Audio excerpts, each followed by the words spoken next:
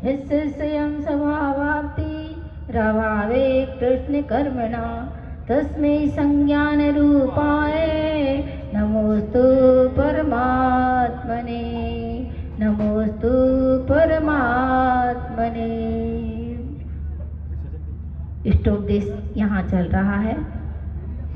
बीच में हमने बहुत अच्छी अच्छी बातें माता जी से सुनी है। आज पुनः इष्टोपदेश की कड़ी जोड़ी जा रही है। आप लोग वैसे मानसिकता तो ये नहीं आए इष्टोपदेश सुनने की, लेकिन हर रोज इष्ट उपदेश ही होता है। जो भी माता जी से आप सुनते हैं वो आपके लिए इष्ट उपदेश है। उसी उपदेश को यहाँ पर पूज्यपाद महाराज ने बड़ी अच्छी कारिकाओं के द्वारा यहाँ पर समझाया है कि आप अपने जीवन में किस प्रकार से सुधार लाएं और अपने जीवन की उन्नति करें। इसी बात को यहाँ पर अभी पंचकल्याणक होने जाना है। ये पंचकल्याणक आखिर है क्या चीज? है क्या चीज? पति से पावन बनने की प्रक्रिया का नाम पंचकल्याणक है। पति से पावन बनने की प्रक्रिया का नाम पंचकल्याणक है। ये पंचकल्याणक का स्वभाव हर किसी को नहीं मिल पाता है। बहुत बिरले जीव हुआ करते हैं जिनको कि तीर्थंकर प्रकृति का बंध होता है, उन्हीं के पंचकल्याणक हुआ करते हैं। हर किसी के पंचकल्याणक नहीं हुआ करते हैं। हर कोई जन्म तो लेता है लेकिन उसका जन्म कल्याणक नहीं मनाया जाता है। हर की मृत्यु तो होती है लेकिन उसको निर्वाण कल्याणक नहीं कहते हैं। कहते हैं क्या?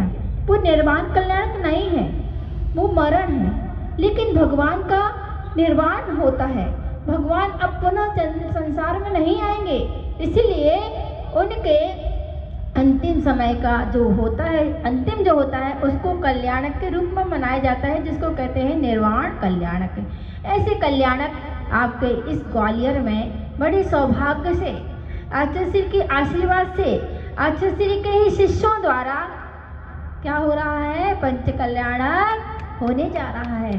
आपको बहुत खुशी है, बहुत खुशी है अंदर से कि ओहो हमारे यहाँ, और जहाँ की सोचा भी नहीं था कि कभी ऐसा होगा, पर बिना सोचे इतना अच्छा कार्य होने जा रहा है। यहाँ तो बढ़ चढ़ कर के लोगों को भाग लेना है, ले भी रहे और लेना भी है। 4 प्रकार के व्यक्ति हुआ करते हैं। एक तो वे होते हैं जो भाग्यशाली हुआ करते हैं, दूसरे वे होते हैं जो सौभाग्यशाली होते हैं, तीसरे वे होते हैं जो महाभाग्यशाली होते हैं, और चौथे वे होते हैं जो दुर्भाग्यशाली होते हैं। भाग्यशाली कौन है? जिनके पास धन है। वर्तमान में जिनके पास धन है वो भाग्यशाली हैं। सौभाग्यशाली कौन है? जिनके पास धन है और साथ में स्वास्थ्य ठीक है। जिनका स्वास्थ्य ठीक है वो क्या है? सौभाग्यशाली। और महाभाग्यशाली कौन है? जिनके पास धन भी है, स्वास्थ्य भी ठीक है, साथ में धर्ममय परिणाम भी है। जिनके पास धर्म के परिणाम हैं, उनको ये लगता है कि कब मैं धर्म करूं और क्या करूं और क्या करूं।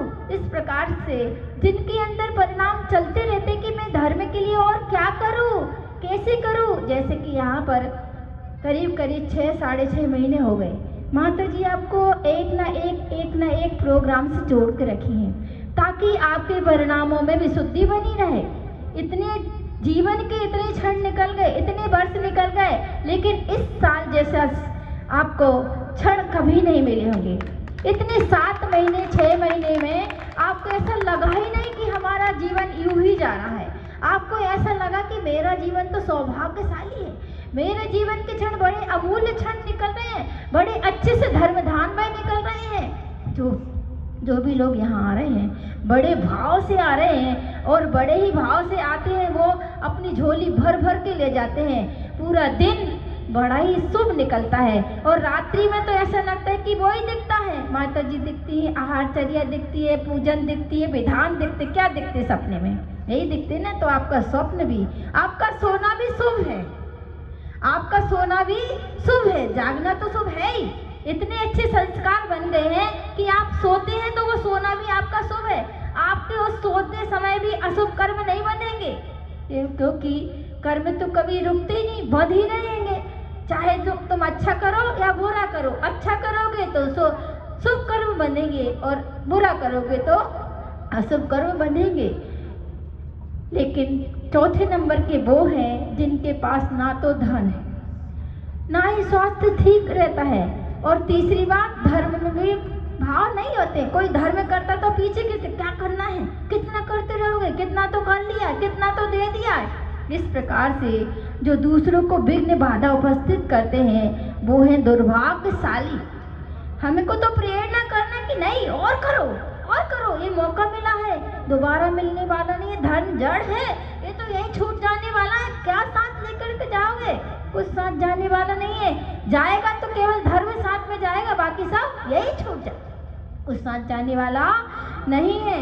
इसीलिए और कर लो, वो तो आएगा और चले जाएगा। हमने धर्म के लिए यदि बोल दिया है ना तो वो तो आ ही जाएगा, वो तो आ ही जाएगा, रहेगा ही नहीं, कहीं ना कहीं से उसका जुगाड़ लग जाएगा और हम उसका पूरा कर देंगे। और सोचते रहेंगे कि भैया अभी हमारे पास इतनी गुंजाइश नहीं है, नहीं कर पाएंगे, ऐसा वैसा, तो वास्तव में नहीं कर पाओगे। और मन में ठान लो, नहीं मैं कर लूँगा, पुरुषार्थ हो जाएगा, कर लूँगा। और जो इस प्रकार से ठान लेते हैं वो कर लेते हैं तो वो पा भी जाते हैं, जो नहीं करते वो रह जाते हैं, जो कर लेते वो पा जाते हैं। इस प्रकार से ये 4 प्रकार के व्यक्तियों की बात हमने यहाँ कही है। इष्टोपदेश में एक कारिका आती है, संबंध के त्याग की प्रेरणा देते हुए एक कारिका दी है, 28 नंबर की कारिका है, बड़ी अच्छी कारिका है। दुख संदोह भागितम संयोगादिह देहिनाम तजामिन तथा सर्वम मनोवाक्काय कर्म भी असहनीय दुख का फल है, यह संसारी बना हुआ संयोगज भागों का फल है, राग अधिक में सना हुआ। इसी बात को जान मान कर उपकृत हो गुरु वचनों से, राग अधिक को पूर्ण त्यागता तन से मन से वचनों से। दुख का कारण क्या है संसार में, दुख का कारण क्या है? यहाँ पर आचार्य महाराज पूज्यपाद महाराज कह रहे हैं दुख का सबसे बड़ा कारण है संयोग। संयोग ही दुख का कारण है। जितना जितना संयोग दूर होगा उतना उतना सुख मिलेगा, और जितना जितना संयोग जोड़ते जाओगे उतना उतना दुखी होते जाओगे। आज किसी ने कहा है 2 चीज के कारण से सबसे ज्यादा दुख होता है, एक तो परिग्रह, दूसरा परिचय। जितना परिग्रह बढ़ाओगे उतना दुख होगा, और जितना परिचय बढ़ाओगे उतने दुखी बनोगे, क्योंकि समय ही नहीं मिलेगा अपने बारे में सोचने के लिए, क्योंकि लोगों से इन्ने इस प्रकार से दूर लोग आते रहेंगे और अपनी बात करते रहेंगे, तो तुम कब समय निकालोगे अपने लिए? परिचय कम करोगे तो अपने लिए समय निकाल पाओगे, और परिग्रह कम करोगे तो तुम सुखी हो जाओगे। ये 2 चीजें दुख के कारण 2 ही है, परिग्रह और परिचय। इनसे अपना नाता कम करो, धर्म से नाता जोड़ो तो सुखी बन जाओगे। सुखी होने का उपाय है धर्म। सुखी होने का उपाय क्या है? धर्म। आप घर छोड़ कर के आए, परिवार छोड़ कर के यहाँ बैठे हो, कितना अच्छा लग रहा है। कोई आकुलता है क्या? कोई आकुलता ना। अंदर से एक आनंद की लहर उठ रही है, अंदर से एक आनंद की फुब्बारें उठ रही है। इतना अच्छा लग रहा है, ऐसा लगता है कि ये क्षण कभी जाए नहीं, बस स्थिर हो जाए। क्या चाहते सब? ये क्षण स्थिर हो जाए, ये क्षण बीते नहीं, निकले नहीं, स्थिर बने रहें। एक छोटी सी घटना को बता करके, क्योंकि समय पूरा होने जा रहा है, समय थोड़ा सा है, थोड़े से समय में छोटी सी घटना बता देते हैं। 2 मित्र हैं, 2 मित्र हैं, बहुत यूँ कहना चाहिए 2 शरीर एक आत्मा, इस प्रकार से उनकी मित्रता है।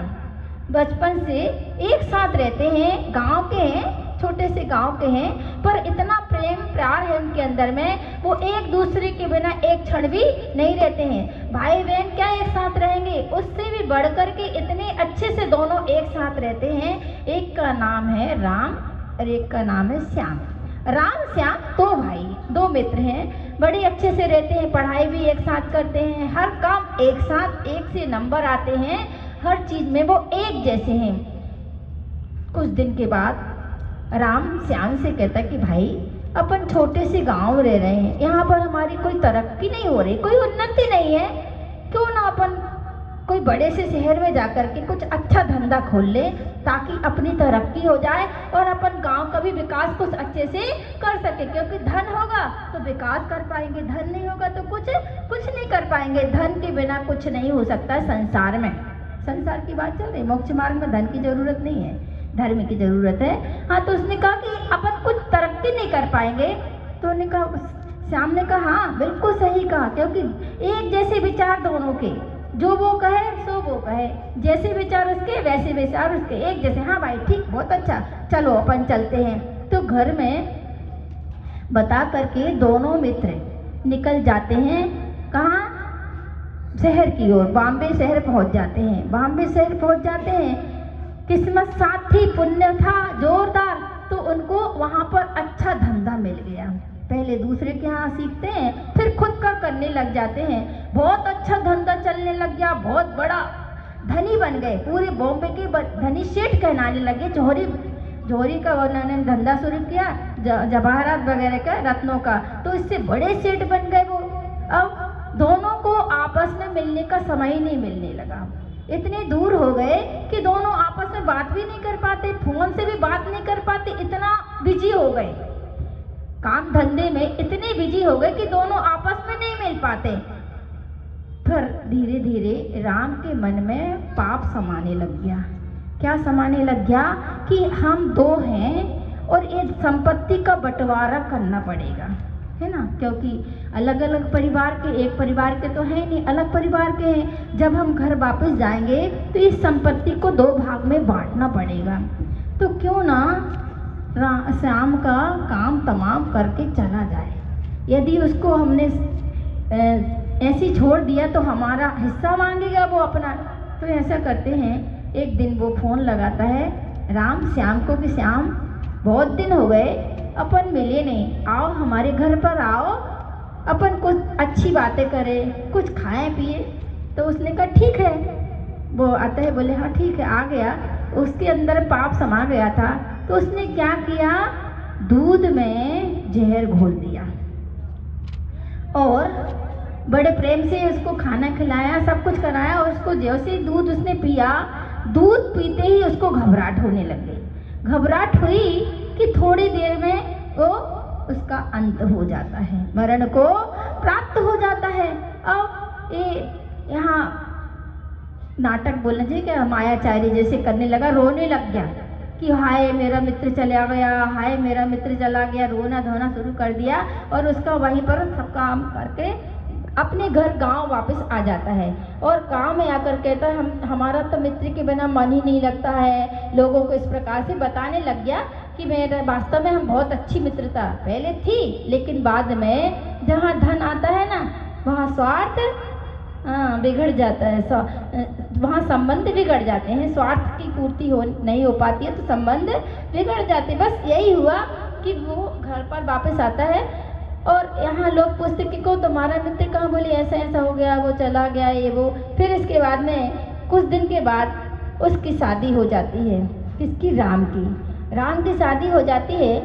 1 साल के बाद में उसको एक बेटे की उत्पत्ति होती, बेटा का जन्म होता है। बेटा का जन्म हो गया। अब वो बेटा देखने में बड़ा सुंदर, बहुत अच्छा बेटा हुआ। कुछ दिन 2-1 साल हुए थे कि बेटा बीमार पड़ गया। बीमार पड़ गया, ऐसा बीमार पड़ गया कि सारे गांव के जितने भी वैद्य थे, डॉक्टर थे, हकीम थे, जो भी थे, जोशी, तंत्र मंत्र करने वाले सब थे, सबको दिखाया, सबका इलाज करवाया, लेकिन ठीक होने का नाम नहीं। तब गांव के लोगों ने कहा क्यों भाई, क्यों परेशान होते हो, यहाँ गांव में कुछ इलाज नहीं है, जाओ इसको बड़े शहर में दिखा लो। तुम तो बॉम्बे में रह कर के आए हो, वहाँ एक से एक डॉक्टर है, वहाँ दिखा लो। उसने कहा सही बात है। भाई बेटे को डॉक्टर ले गया बॉम्बे और वहाँ पर अच्छी से अच्छी हॉस्पिटल में उसका इलाज शुरू करवा दिया। इलाज शुरू करवाया, जितना इलाज करते उसका रोग और बढ़ता जा रहा, जितना इलाज करते उसका रोग और बढ़ता जा रहा। तब वहाँ के डॉक्टर ने कहा भाई देखो, हमारी जितनी ताकत थी हमने लगा दी, पर इसका इलाज हमारे पास नहीं है। इतना भयंकर रोग है कि हम इसका इलाज नहीं कर सकते।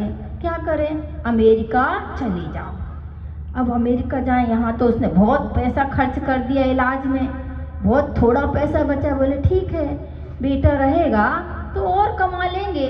और वह कहाँ चला गया? अमेरिका। अमेरिका गया, वहाँ पर भी एक से एक डॉक्टर के पास उसने उसका इलाज करवाया।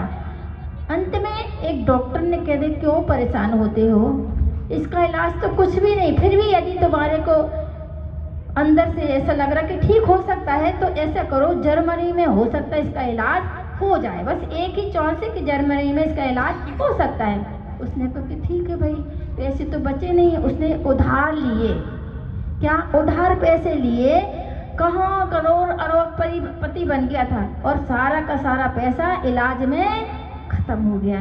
अब उधार लेकर के जर्मनी जाता है। जर्मनी पहुंचता है, डॉक्टर को दिखाता है। डॉक्टर देखते कहते क्यों पैसा खर्च करते हो, इसका इलाज कहीं नहीं है, जाओ घर पर जाओ, घर पर ही इसकी सेवा करो और इसका धर्म ध्यान करवाओ, ठीक है।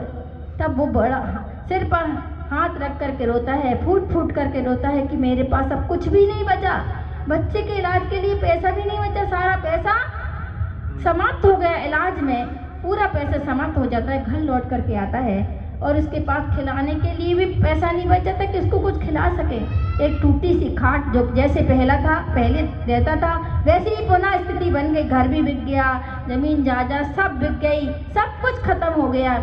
और वह बेटे के पास बैठा रो रहा है, उसको हाथ फेरा कि बेटा मैं तुझे बचा नहीं पा रहा हूँ, मेरे पास अब कुछ नहीं बचा है। एक दिन उसको गोदी में उसका सिर रख करके उसको सहला रहा था कि एकाएक इसकी राम की थोड़ी सी आंख बंद होती है तो स्वप्न सा आ जाता है। स्वप्न में क्या देखता है कि वो श्याम आ गया है। स्वप्न में जो मित्र था ना वो श्याम आया है और वो श्याम उससे कह रहा कि सुन, मैं तेरा बेटा बन करके आऊँ, मैं तेरा बेटा नहीं हूँ, मैं तेरा पुराना मित्र हूँ, अपना जो लेन देन था उसको चुकाने आया हूँ। बस मेरा लेखा देखा पूरा हो गया, लेन देन का जो था वो पूरा हो चुका है, अब मैं जाता हूँ। आंखें खोलता है तो क्या देखता कि बेटे अंतिम सांस ले रहा है और समाप्त हो जाता है। इस प्रकार से जो भी बेईमानी करता है वो उसका फल उसको तुरंत मिल जाता है, ज़्यादा दिन नहीं लगते, 2-4 साल में ही उसका फल सामने आ जाता है। इसीलिए किसी को आचार्य कहते 3 चीज़ ऐसी हैं, ऋण, व्रण और कसाय। इनको छोटा नहीं समझना चाहिए। यदि घाव हो जाए तो उसका तुरंत इलाज करवाओ, नहीं तो बढ़ जाएगा। यदि किसी का ऋण लिया है या किसी की बोली वगैरह ली है उसको तुरंत चुका दो, नहीं तो उसका बढ़ जाएगा, फिर उसको चुका नहीं पाओगे। और यदि छोटी सी भी कसाई हो गई तो उसको तुरंत समाप्त करो, नहीं तो बढ़ जाएगी तो पता नहीं क्या से क्या हो जाएगा। तो यही हुआ, उसने छोटा समझा लेकिन हुआ ये कि उसका पूरा जीवन तबाह हो गया और वह रो रो करके अपना जीवन समाप्त करता है। इस प्रकार से ये छोटी सी कहानी बता रही है कि हमको अपने जीवन में कभी किसी के साथ धोखाधड़ी नहीं करना चाहिए, किसी के साथ इस प्रकार के बैर नहीं करना चाहिए, क्योंकि जो भी बैरी हैं, जो भी दुश्मन हैं वो 2 प्रकार के होते हैं। एक तो अपने बन के होते हैं और एक दूसरे के पराए माने कमट जैसे शत्रु बन करके। तो जो भी हमारे साथ घटित हो रहा है वो हमारा किया हुआ ही घटित हो रहा है, कोई दूसरा हमारे साथ कोई कुछ नहीं कर सकता। जो भी हमारे साथ होगा वो हमारे कर्मों के अनुसार होगा, दूसरा हमें अच्छा बुरा नहीं कर सकता। हमारे कर्म ही हमें अच्छा बुरा कर सकते हैं। इसलिए अच्छे कर्म करने के लिए, अच्छा पुण्य बांधने के लिए ये 100 अवसर आया है पंच कल्याणक का। ऐसे पंच कल्याणक में अपने अच्छी पुण्य वर्गणाओं को बांध लो ताकि अगले भाव में ये पुण्य वर्गणाएं हमारे लिए मुक्ति का कारण बन सके। माता जी आपको बड़े सौभाग्य से मिली हैं और महासौभाग्य से मुनिराज यहाँ पर पधारने वाले हैं। ऐसे मुनिराज के हम सब दर्शन करेंगे, उनके वचनों को सुनेंगे और अपने जीवन को भी उन्नत करेंगे। इसी भावना के साथ में बोले महावीर भगवान की, संत शिरोमणि आचार्य गुरु श्री विद्यासागर जी महाराज की, आर्य रत्न पूर्णमती माता जी की।